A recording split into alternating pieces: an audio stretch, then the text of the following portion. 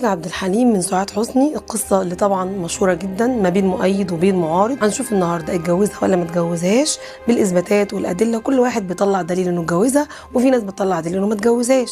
النهارده هنتكلم بالتفصيل عن القصه دي وايه اللي خلى الناس تطلع الاشاعه بتاعت جواز عبد الحليم، ان كانت اشاعه وان كانت حقيقه. هنشوف النهارده في الفيديو كل حاجه عن سعاد حسني وعبد الحليم في الفيديو ده. تابعونا.